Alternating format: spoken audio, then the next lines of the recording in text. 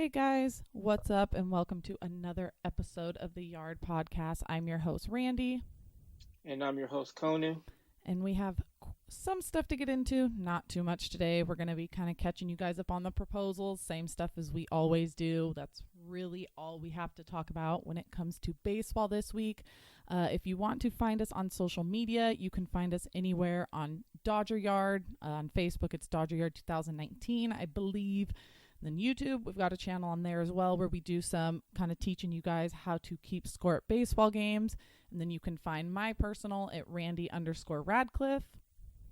And you can find my personal at Michael Konu, MyKalKonu. So we've got baseball stuff to talk about. But first and foremost, we were supposed to do a mailbag this week, but because of everything that's been going on in the last week, the new info on the proposal, everything going on around the country, with everything going on, we wanted to kind of put a pause on that and touch base on the stuff that's a little bit more important. Konu, I know you wanted to speak a little bit about protesting, George Floyd, all that stuff, Black Lives Matter. So I'm going to let you get into that so you can say your piece, because this is such an important movement and there's so much going on that it's not something either of us just want to kind of pretend isn't happening. Neither of us wants to pretend this isn't happening, so we're not just going to kind of go through this podcast a little differently and touch on this really quickly, and then we'll get into the baseball stuff. So I'm going to let you go ahead and take that. Okay, so first things first, we wanted to give our deepest condolences to the families of George Floyd, Breonna Taylor, David McAtee, and the countless other victims of police brutality. To all the protesters that are out there, be vigilant, but be safe. There are people out there who are just provocateurs, and their only job is to incite things and paint us in a bad light. So be careful, especially because cops just are seemingly escalating things for no reason, and so just be especially cautious there. Um, I struggle to find the words to express how I'm really feeling. My emotions are all over the place. I'm sad, I'm angry, beyond frustrated. We have a systemic racism problem in this country. And as a result of that, Black people and other people of color are constantly targeted. Whenever something like this happens, it just reminds me that me, my family, friends, and people of color are thought of as less than. And it reminds me how little they think of us and how disposable we are as humans. And quite frankly, I'm tired of it. Our lives matter. Black lives matter. We are people too. Look, you can only push people so far before they get sick of it and feel like they have to fight back. And to all you people who are seemingly more concerned with the looting than the cops' racism and killing unarmed Black men and women, you make me sick. You are part of the problem. How dare you get on social media and talk about items being stolen and windows to businesses being broken? Those things can be replaced.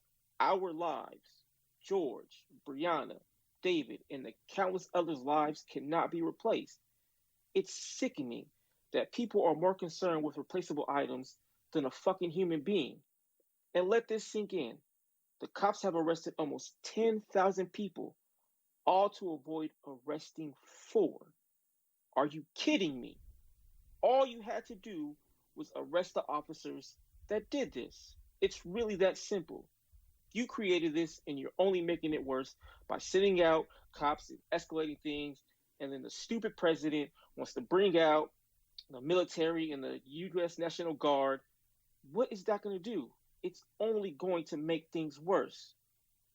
With all that being said, Randy, I know you have Black brothers. So how does all this affect you and make you feel for them? Well, for me, I mean, for them, first, it's hard for me as a white person. I have a very hard time coming up with the words because I don't know the struggles even of my younger brothers, even though I live with them. I don't have to deal with that. It's something that I want to kind of make a point on is how uncomfortable these conversations are for a lot of people. But the thing is, is that's what we have to do, because nothing's going to change unless we have those uncomfortable conversations. Some people are going to hear this, they're going to be upset by it, they're going to be bothered by it, and you know what? That's fine. You're free to your feelings. But like he mentioned, if the issue at hand is that you're angry about protesters looting and rioting, you're missing the bigger picture. Looting and rioting, nobody's condoning it. Nobody's saying go destroy your city. That's going to make things better.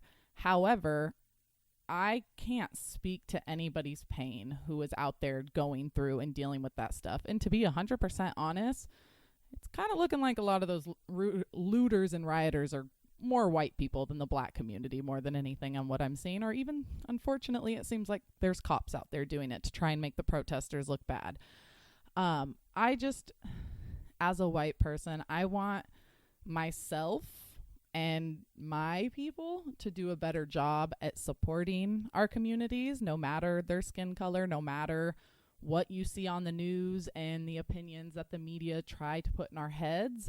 We have to do better. We have a privilege that enough of us don't acknowledge. Any white person that says they don't have a privilege, please take a step back and look in the mirror. I promise you do. We do not ever fear when we get pulled over by cops. I've never had to worry about anything like that. It's gonna sound like, if you don't want to believe white privilege is real or not, it is. This is gonna sound bad, but this is the type of situation people need to understand. When a black person gets pulled over, they fear for their life. When white people get pulled over, it's, oh shit, I'm getting a ticket, or, oh, this is funny, I'm getting pulled over. That's the difference. I got pulled over 2 weeks ago in a state on my way out where I'm staying right now and have been for a few weeks. In the middle of a state, in the middle of Wyoming, middle of nowhere, California license plate, my car's completely packed, and I've got a German Shepherd in the back seat.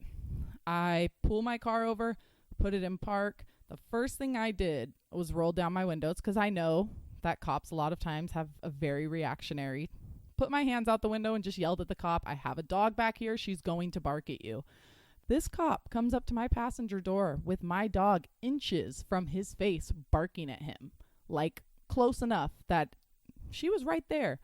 The cop's smiling, puts his hand up to her, talks to me nicely and says, hey, why don't you come in my car so we can talk about this and you don't have to put a muzzle on your dog and we can do this in silence.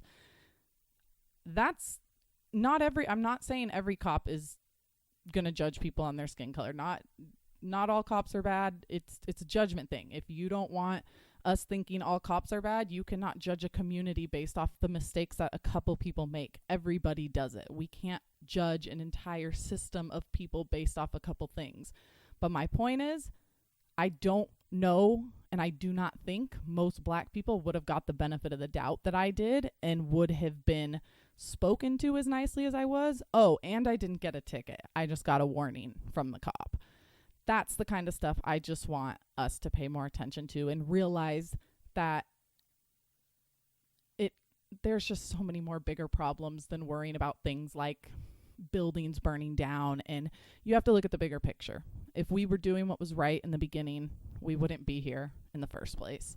We wouldn't have buildings burning down. There wouldn't be senseless killings. There wouldn't be murderers walking around on the street with a badge on their chest and a gun in their holster. I want to see us do better. That's all. That's really all I have to say. I can't speak on what it's like feeling wise because I will never know that pain. But I've seen a lot of people come together for this, but I see a lot of negativity, and I really, really want us to get past this. I want things to change. I don't want to keep ending up in this place. I don't want to keep seeing people die. So please, everybody, I don't care what your skin color is, just let's do what's right. Let's support each other. Let's do the right thing, because at the end of the day, that's all we have, because we've realized we're at a place, at least right now, where our government does not have anybody's back unless you're their few chosen kind of people that they care about. They don't care about any of us. So let's just do better as a country, as a whole, as society, and let's please head in the right direction and focus on the actual things that matter. And that's really all I have to say. Are you good?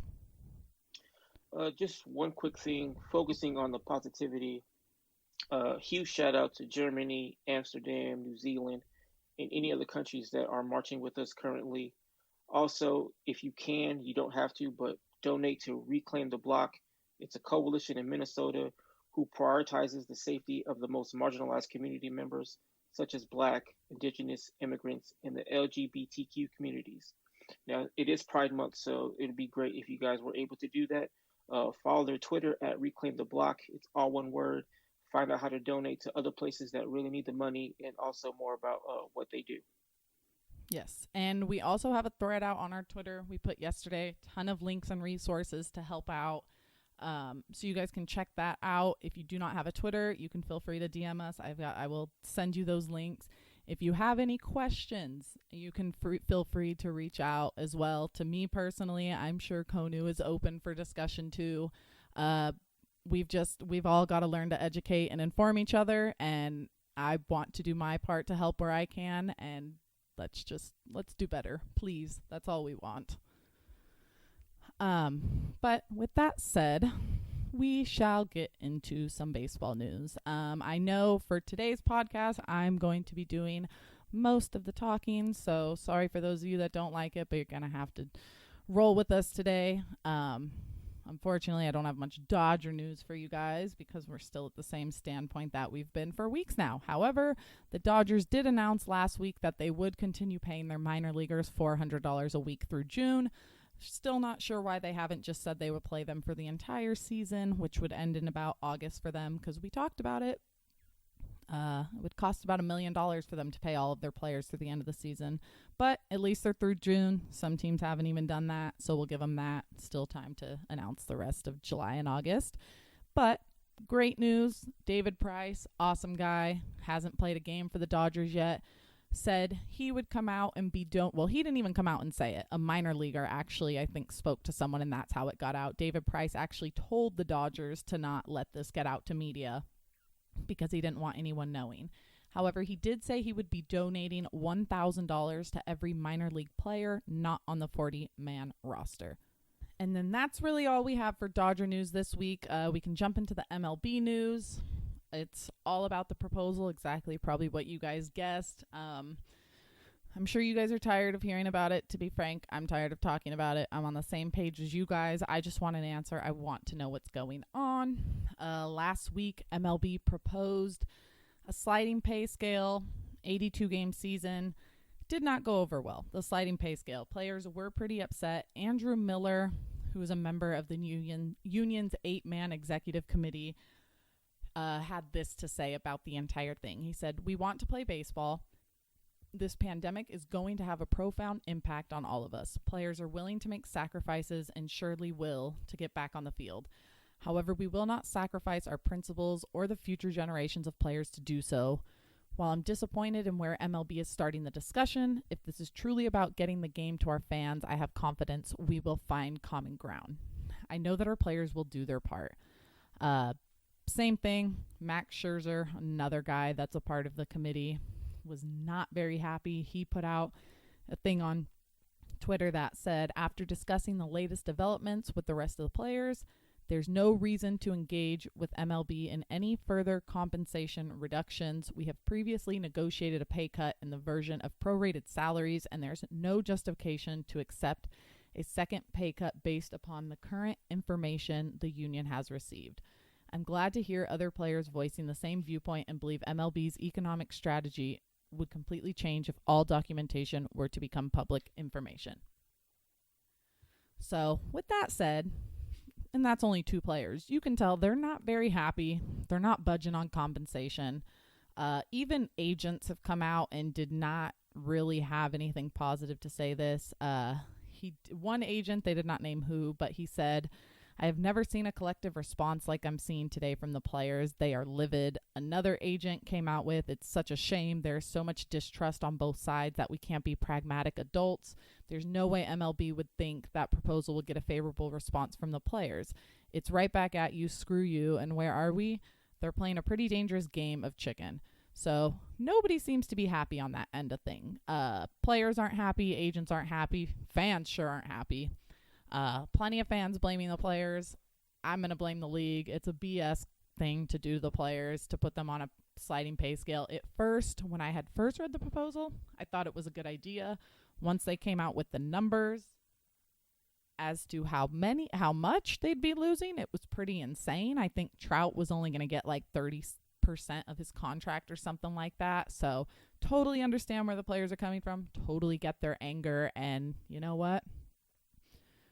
I don't know if we're going to actually end up seeing a baseball season if things keep going this way, because it's just really frustrating at this point. And especially with everything else going on, like this just seems so minimal, and it seems so petty by ownership to keep going back and forth. But the players did send out a counter proposal back to the league. And this is kind of where it gets interesting, because we see such a huge difference in between what players want and what the league says they want. So the players' counter proposal to the league about their sliding pay scale in 82-game season. On Sunday, the players sent a counter proposal to the league, and according to Ken Rosenthal and Evan Drellich of The Athletic, this is what that proposal contained. So players want to play a 114-game season that would run from June 30th to October 31st without players taking any more additional pay cuts.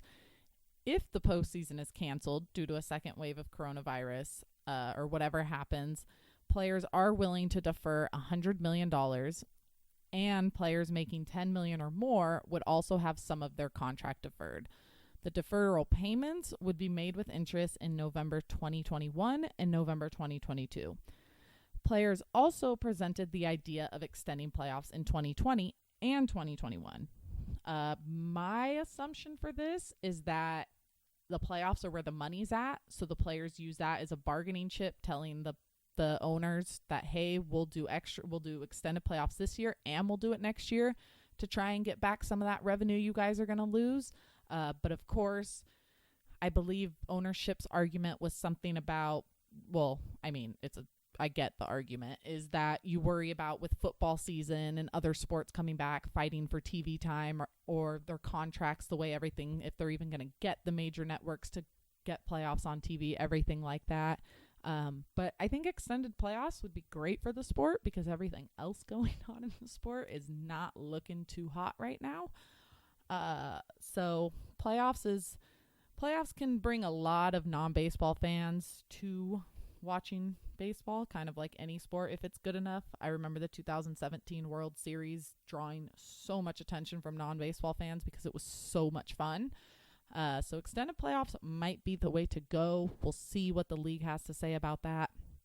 However, the owners continue to push the players and continue to say that they will lose more money if the season is played without fans than if it just isn't played at all, unless the players take further pay cuts. So they're trying to argue that if we play season and there's no fans, it's not even worth us playing. We're going to actually lose money instead of make money. Now, the players are so pressed on not giving up more money because the league still hasn't given them the paperwork that they asked for back in March to prove that they're dealing with these hardships. So I can understand why the players have not let off yet, because there's actually no proof that what they're saying is true. So they're not going to just give in to MLB because MLB says, hey, this is what we want and we're having a problem, so do it. Which isn't fair to the players. If you guys want them to take more money, you should at least prove to them that you're losing money, since they're expected to lose money. But, don't really expect much common sense from the owners at this point, I kind of feel like.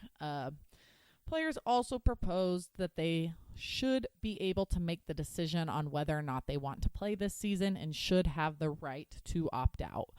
If a player who is high risk or lives with someone high risk decides to opt out, they will be able to receive both service time and pay. Other players who decide to opt out will only receive service time.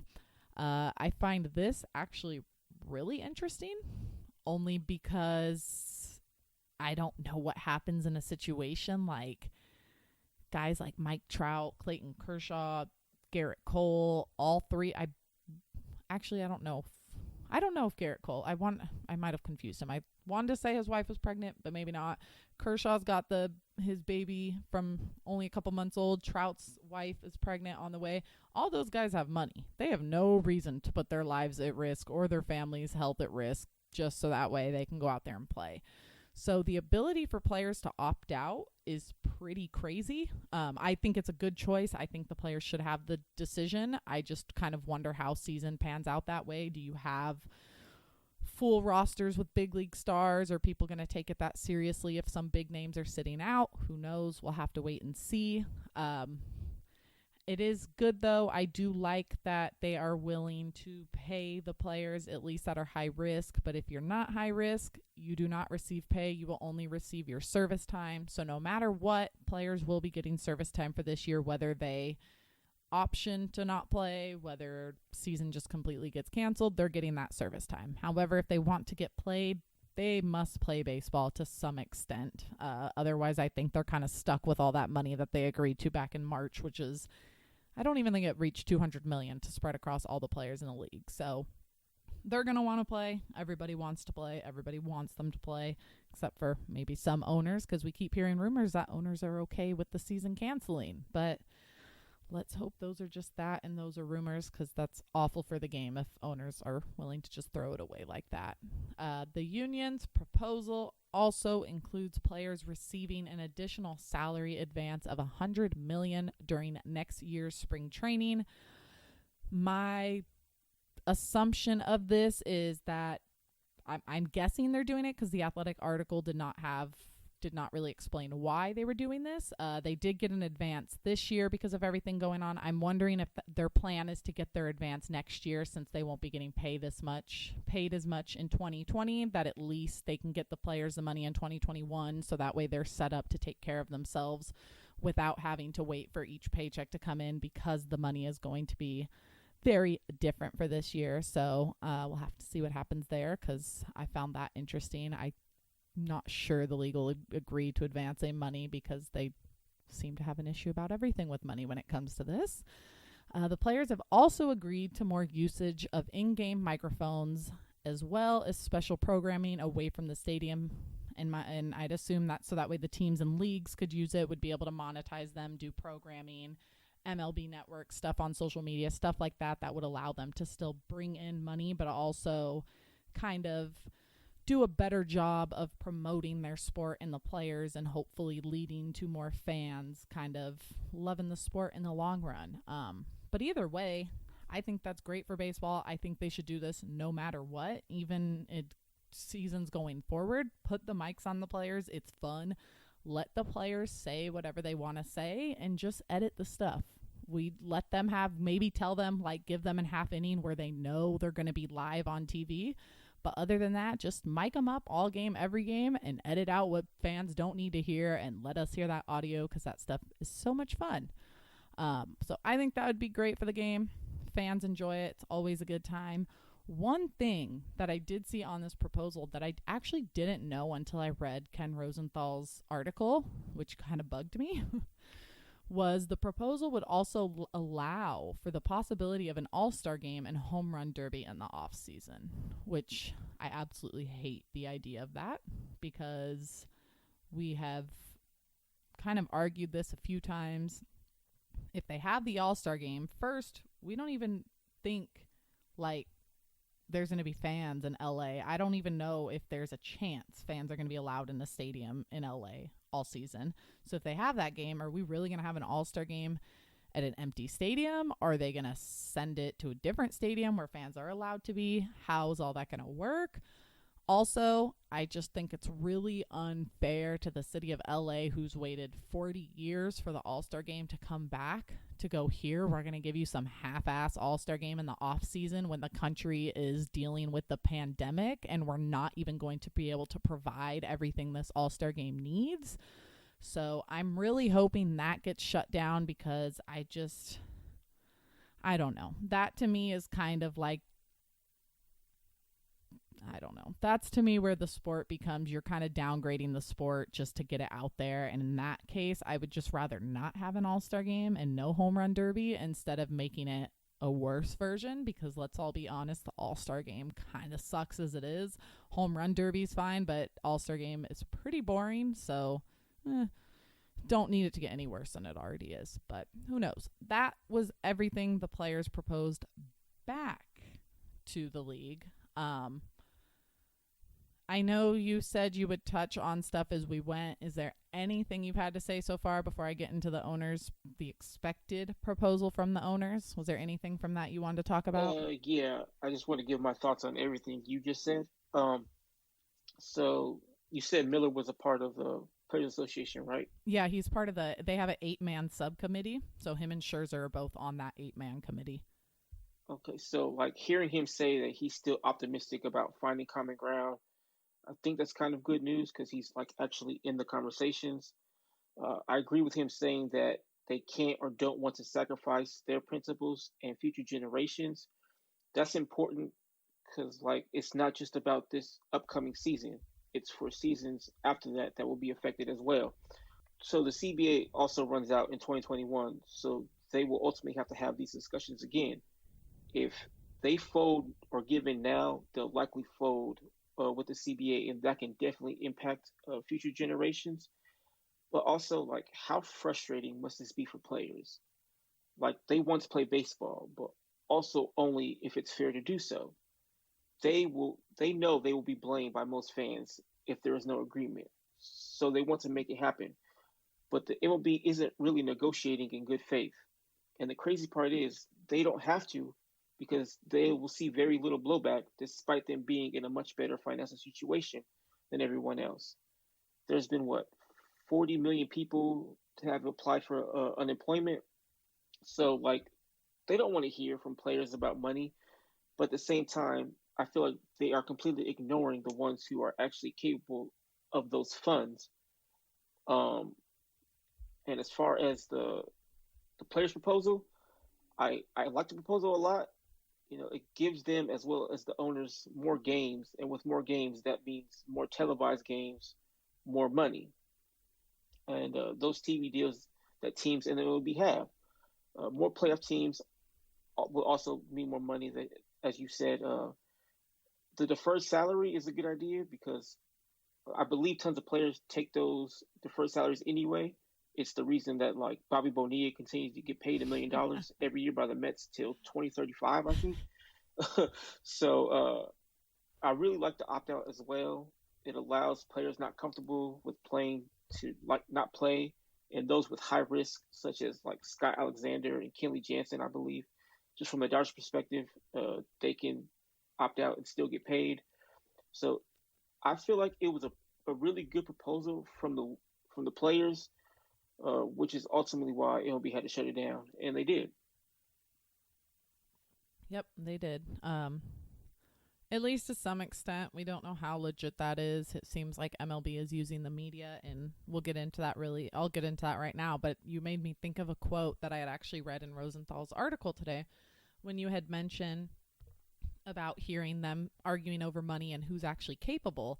It's funny because, so this is what it says. It's a really short quote in the article. It says, at the heart of the dispute were comments Clark previously had made to Manfred, apparently acknowledging the expectation of a new negotiation. So, in quotes, we have never denied that MLB has the ability to come back and try to persuade us to change that agreement based on their economic concerns, Clark said. They've tried unsuccessfully. In fact, Rob confirmed yesterday that we can pay you 100% of salary right now. So that seems crazy to me that Tony Clark I says. didn't even hear that. Yeah, I didn't either until I read this article. So I don't even know exactly when that's from. Oh, I guess it was on so I guess it was on Sunday because it says unsurprisingly the meeting between the sides Sunday grew heated, sources said. Clark and Commissioner Manfred were on the video call along with top lawyers on both sides, and then that's when I read the quote. So this must have happened Sunday. I'm kind of surprised that quote alone hasn't been blown up a little bit more, because if Rob Manfred said that and the owners come back and don't pay these players, this is a nasty look for ownership, because you have your commissioner saying we can pay you 100% of salary right now. I don't know. But That like, comment totally threw me off and kind of put me through a loop. Like, what are we doing here? But it almost just feels like petty board games at this point, and I'm annoyed over it. do you think that um, the reason you haven't heard about it more is because like the media is on the side of the owners, like the owners are in their pocket. I don't know. So there's part of me that has always wondered that because what I have been told was the teams control who's allowed. Not I They can take away your press pass if they want to. They can decide who's allowed in. They can decide what questions they want to answer and which ones they don't. And what I've heard from reporters in the past was you have to be careful because if you do piss them off, you could lose your press pass. You could lose that relationship of where you get information. So it's a really thin line, I think, for reporters. Like myself included, I get mad at them and I'm like, hey, why don't you guys ask the tough questions? But then, of course, like I kind of know why they don't, but it's still frustrating as a fan. And it seems kind of wrong that MLB and the teams have that power to begin with, as long as the question is not disrespectful in any way. I kind of feel like they should at least have to say, we're not going to answer that question, not just say, don't even ask it. So I don't know. That's a good question. Part of me thinks maybe some news places are a little bit afraid to do that. However, the Athletic seems to have absolutely no problem putting any team or the organization, any organization, because they don't just do baseball, but they don't seem to have any problem putting anyone on blast. So I don't know because it's not like they're owned by, or it's not like they're LA Times where it's the city's paper. Like they're their own thing. So MLB could take away their press passes, I guess, but they can't take away them calling players or be like, hey, we're going to call your paper and get you fired, because it's like they're independent. They do their own thing. Right. So I don't know. It's a very good question. I think fans think some of them are, and I could understand why. I think I'm kind of a little bit in between, but yeah, the Athletic holds nothing back, so at least for them, I do believe that. I mean, did you see what they posted yesterday about uh MLB? I didn't. They had no problem going in on MLB yesterday, saying that, where is it? I know it was right here. Oh, this was they wrote an article yesterday, and this was the tweet on Twitter. It said, MLB, the league that celebrates Jackie Robinson, has chosen silence at a time when words matter. It's wrong. And that was 22 hours ago. And then, of course, MLB's statement came out today. You can go check that out on their Twitter. It's kind of long, but just has everything to do with what's going on in the country.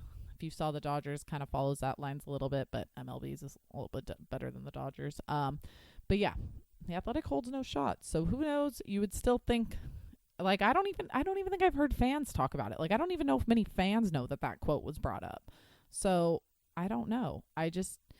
All I know is if we don't have a season and it's because the owners are going to go, sorry, we don't have the money, I'm going to pull up that quote and be like, excuse me, this is why. Not that I can talk, no owner's going to hear me, but you're going to hear me bitch on Twitter that Rob Manfred said they could pay them and they're not. So I don't know. It's a continued mess. I'm really going to be annoyed if in a week from now we have to come back on here and do another episode and We talk are. about this, Let's be honest. because We are I'm going to have to do really that. tired of it. Yeah, we probably will. And we'll do it. And that's fine. We'll do it because that's what's going on in the world. But I really just want baseball to figure this out because we're all tired of it. At this point, it's not even important compared to everything else going on. It seems so minimal. So let's figure it out. Stop putting the pressure on players to take less money. Stop putting money before literally everything else. Ownership. You guys aren't the ones who have to go out there and play. So let's just do the right thing, pay the players those money, give the fans what they want, keep the players safe, and let's get this moving because we're all over it at this point. Real quick, did you see that tomorrow the NBA is planning to agree to the proposal? So they'll get back to playing by like July 31st. I didn't. I did see that. I haven't paid much attention to other leagues' proposals. Just that they're planning to come back. Is there? Is it because they're going, not that this is MLB's issue, but is this the one where they're going to Disney World or whatever to Yeah, they're going to Disney World. 22 teams will go with them. It's mostly teams who are either have a in the chance? playoff or in the playoff race, when the other ones like the Warriors and the Timberwolves are just stay at home. It's beautiful. The Warriors. How funny. Yeah. Yeah, that's great. So NBA, who had their season shut down in the middle of it, had everything disrupted, like literally on the court, and then said, hey, no, we're canceling this game, coronavirus. And they have already figured it out. I understand that baseball players never even got paid, but you know what? They're not going to have fans in their games. They're still dealing with the same mess. They're figuring it out. So baseball, step up. NHL's looking to it. NFL has no point of slowing down their schedule. Their set plans of now. That could always change. But MLB needs to figure this out because it's not a good look on the sport. And it just seems like day by day they're losing fans with this back and forth BS in the media, and it's gross because I feel like it's all MLB pushing it out there to try and make the players look worse because they think it'll help them get out of money. So apparently there is an expected proposal from the owner, but there's a little bit more to it than just this is what they're going to say. So on Monday, news came out that MLB would possibly be proposing a 50-game plan to the union and pay them at their full prorated pay. But according to Ken Rosenthal and Evan Drellich, the league isn't ready to propose that to the players just yet. And like we heard about the 50-50 revenue share, this could be another thing the league talks about but never goes through with it. In a meeting the league had on Sunday with the union, the league mentioned they were willing to play as few as 40 games this season, but that they didn't have intentions of making a counter proposal. So I don't really know what that means when it says they didn't have intentions of making a counter proposal. Maybe they meant around those lines. But all they have to say is proposing a 50-game plan would be a giant slap in the face to the sport, the players, and the fan base. Because at that point, what are you even doing? Who wants to watch a season that is 50 games? I think someone had mentioned it on Twitter, like if we played a 50-game season, the season would already be over right now had we started on the date we were supposed to, March 26th or whatever it was. And to me, that's wild. I don't even know why they would talk about it, why it would even be brought up. I don't know if it's kind of a threat to the players, like, hey, you guys want to keep playing this hardball thing? Screw it for all we care. Go play 50 to 60 games. Because I don't know if you know this for sure, but I'm 99% sure, based on what I read, that, and I think from what I've heard in the past, Rob Manfred has the power to do what he wants. He could say, I don't care what you guys have to say, we're having a 50 game. That's it. That's what we're doing. We have a 50 game plan. We can do it. But I believe they try to go this route to try and hit an agreement so that way there isn't tension back and forth. Because what I read in Rosenthal's article was that players could come out, or our ownership and Manfred could come out and say, you're playing 50 games. You have no choice. You sign the contract that we would play this season. But then their same players could come back and say, yes, but in the contract you said you would do your best ability to give us the most games played as possible. So I don't know. It, again, same thing I think I've said now for 4 to 5 weeks. It just seems like a mess. It seems like nobody actually knows what's going on except for those that are very, very close in the meetings. You have John Heyman tweeting 10 different things a day that are basically the same thing, just worded differently. And sometimes it changes every 30 minutes that players are happy and then they're pissed off. So I don't think many people actually know what's going on. But I think we can all agree that it's just an ugly look for baseball and it needs to stop and it needs to be figured out. Because right about now it's looking like one of the least important things going on with literally the entire world. So make it happen. Let's get games playing. If players are willing to go out there and be safe, that's all I care about, and that's all I need to know. At that point, owners have no reason to not figure it out and get the game back on the field. Yeah, that whole one annoyed me, as you could tell. I know I talked to you about it a little bit this morning, but I didn't ask you your thoughts on it. Anything there, or you don't? Kind of the same thing. Yeah, no, I agree with you. Yeah, it's pretty cut and dry. There's not really much you can say outside of it. Either you do agree or you don't agree. It's just kind of at that point. But yeah, so that's it on the proposal part. I Scott Boras came out this week. Actually, I'll just add this. We'll jump into our next part, which is basically the end, which is our positive podcast moment. We can add that in there. But this week it was, I can't even remember the days anymore. So Monday was June 1st. Scott Boras has committed to paying all his released minor leaguers their expected salaries for the year. Boras said their release were completely unanticipated, and he wanted to be sure they are paid what they expected to receive. I gotta say, I cannot stand Scott Boras. I think he is not good for the game of baseball when it comes to the way he opens his mouth and inserts himself into business he doesn't need to be in. However, I think this is an awesome move by him and a really commendable thing to do, because he is also, I believe, I don't know too much about the agency money, how all that works, but he's also losing money as players lose money. Dude has a ton of money when you look at the players he's signed and the contracts he's helped sign. But he doesn't have to do this. He's their agent. He doesn't have to pay his clients to make sure they're okay just because the league doesn't want to or ownership doesn't want to. So I just wanted to point that out because I thought that was awesome. It sucks that players from other teams are having to step up. The Nationals, I think, had lowered and were only going to pay their players $300 until Sean Doolittle went on Twitter and said their whole team agreed that they'd start paying the minor league players. Then the next day, the Nationals come out and say, "Oh, never mind, we're gonna pay our players now." All of a sudden, we had money we told them we didn't have 2 days ago, but that's because they got shamed on Twitter. So it's really unfortunate that these teams, ownership, whatever you want to call them, the league keeps kind of pulling this stuff, and they only seem to do the right thing when they get called out on it, especially by the players. They don't seem to care what any of the fans have to say. So just wanted to say that was awesome on Scott Boras. So let's just pay your damn players. It's pretty simple.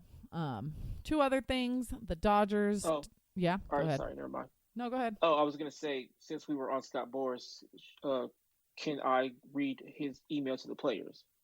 Oh, yeah, the one. Yeah, go ahead. Just to give some context. Okay. So, Boras email players saying, "Remember, games cannot be played without you. Players should not agree to further pay cuts to bail out the owners. Let owners take some of their record revenues and profits from the past several years and pay you the prorated salaries you agreed to accept, or let them borrow against the asset values they created from the use of those profits players generated. Owners are asking for more salary cuts to bail them out of the investment decisions they have made. If this was just about baseball, playing games would give the owners enough money to pay the players their full prorated salaries and run the baseball organization.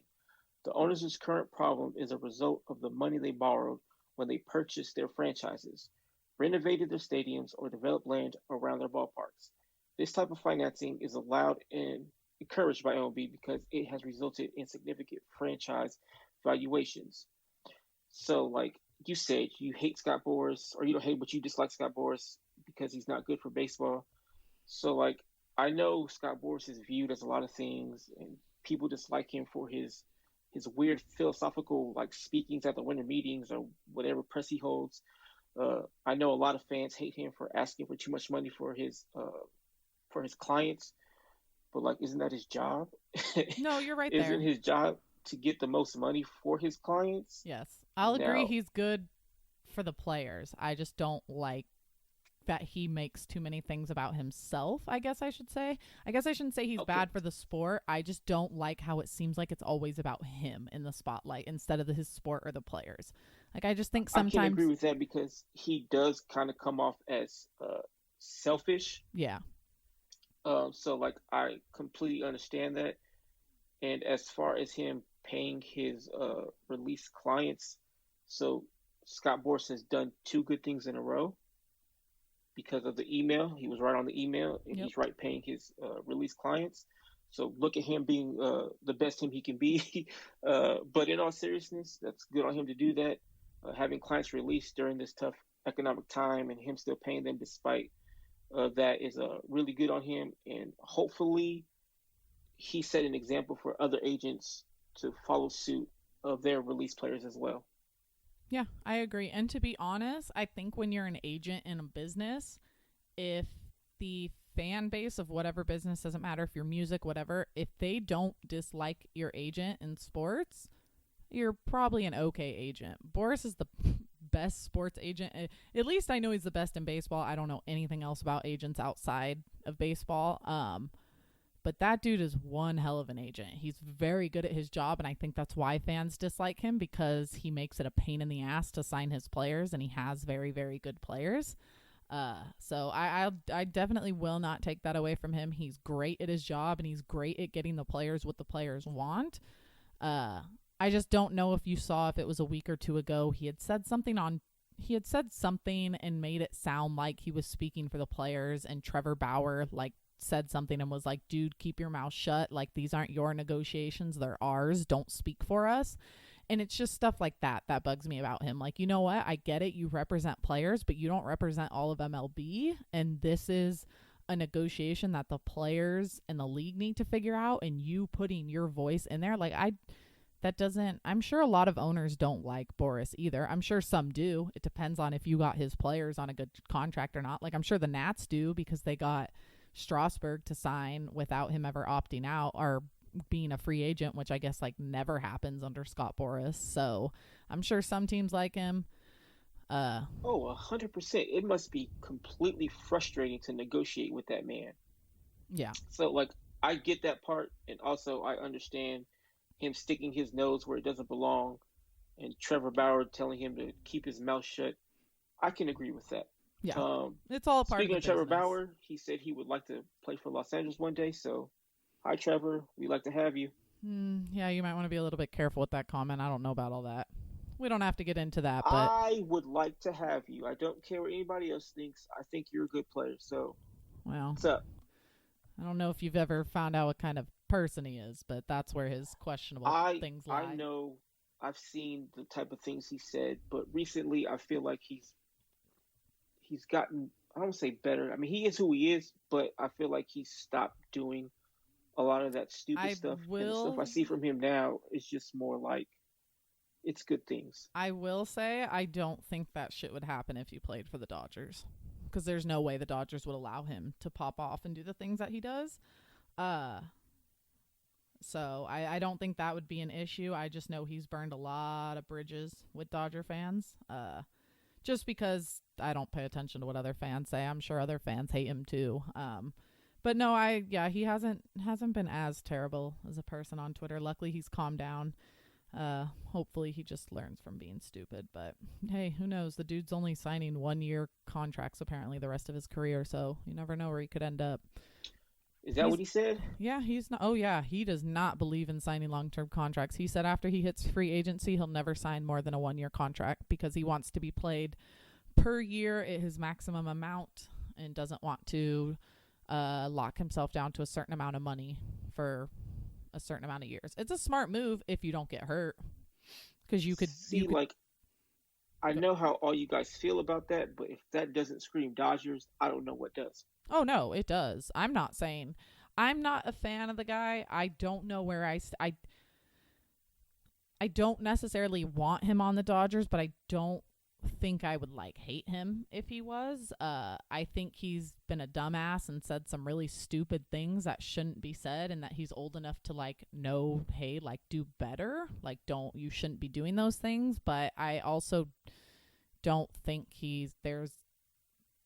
to me, there's certain lines you've got to cross. He's an asshole. He says things he shouldn't say, and he needs to do better there. But he's not breaking any laws. He's not abusive. I mean, he's not coming off as racist. He's just an asshole. That's really all it is. And whether or not you're okay with that is totally up to you. To each their own. But who knows? I did hear he said that, so I find that interesting. I don't know when he's a free agent, but I guess we'll have to wait and see. We know how the Dodgers... Quick question. I know it's kind of off topic, but would you rather have Marcus Stroman or Trevor Bauer? I would rather have Marcus Stroman, because I love his personality, and I watched him live in person for the World Baseball Classic finals at Dodger Stadium, and that was just awesome. The way the crowd fed off his energy when I think he had like a perfect game or no hitter through like 5 or 6 innings. I don't know. I love him. I just love the type of player he is. I listened to him on a podcast with one of his best friends. Forget what it's called, but I listened to him on there, and he had made a point that he's like, if I ever hit a home run, he's like, you better know that I'm going to pimp the shit out of it. And he's like, I think it's ridiculous that people get mad. He's like, you know what? If you're going to go ahead, he's like, if you hit a home run off me, go ahead, pimp it. If I don't want you to pimp it, I shouldn't give it up. And it's like, we need more players who are like that. Like, don't get mad that you gave up the home run. I don't know. I just like the personality, and he has a fire under him. Okay. But well, I think you know how I'm going to lean towards that one. Yeah, I do. I support my black people. But I will say I would go with Marcus, but I think Trevor Bauer might be the better pitcher. Probably better. Yeah. I think Bauer's the better pitcher. Yeah. I think for a lot of fans, it's just like I mentioned, it's the personality thing. But again, at the end of the day, I don't like the guy. I have my opinions on him, but he wouldn't be one of those players that if the Dodgers signed, I would be like, wow, you guys are a disgrace. I'd just be like, well, he's kind of an asshole. Let's just hope like the Dodgers get it in his head that he doesn't pull that stuff here, because that won't be good. At least he's not the closer for the Pirates. Yeah, thank God that thank God that terrible. happened, because that's disgusting and horrible. But I'm just very glad that the Dodgers did not make that trade, because not even the fact that we would have lost players, just the fact that someone like that put a Dodger uniform on would have embarrassed the hell out of me. So I'm glad that even never went through. The thought of losing players never even crossed my mind. I'm just like, someone putting a Dodger uniform on like that would disgust me, and I would have been embarrassed as a fan. So I'm glad they... Sorry for getting off track. No, you're good. I mean, we're hitting right around our hour mark, so that's why we're here to talk baseball, so it's all good. But back to the positive stuff. The Dodgers Foundation and Salvation Army donated 2,000 food boxes and Smart and Final gift cards to family in need. They distributed 40,000 meals to those with the help of helpful Honda and Dodgers RBI field champions. So awesome seeing them still helping out, being a part of the community. That's what we need right now. As many of these people that can do it, the people that have the money, these teams, all the teams, we've seen so many players step up. So I'm glad to see the team keep doing their part. The foundation also partnered with Minds Matter LA to help them with their virtual event to celebrate the class of 2020. And they also donated food boxes to senior families. So glad to see the Dodgers still helping out in the community.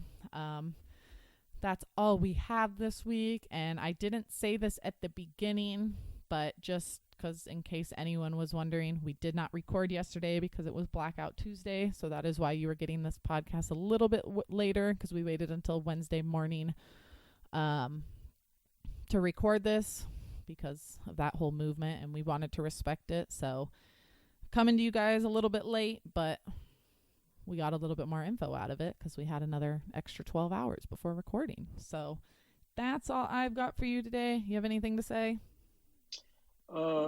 No, not really. Just thank you guys for listening. As always, follow us on all our social medias. Sorry. No, you're good. We're good. No. Yeah, follow us on social media. You can follow everything at Dodger Yard. As always, have a great rest of your day, night, whenever you hear this. We'll catch you guys next week, and we are both really hoping that when we do, we are here to have some good news on when baseball season is starting. But other than that, hope you guys have a good day, and we will talk to you guys next week. Bye, guys. See you later, guys.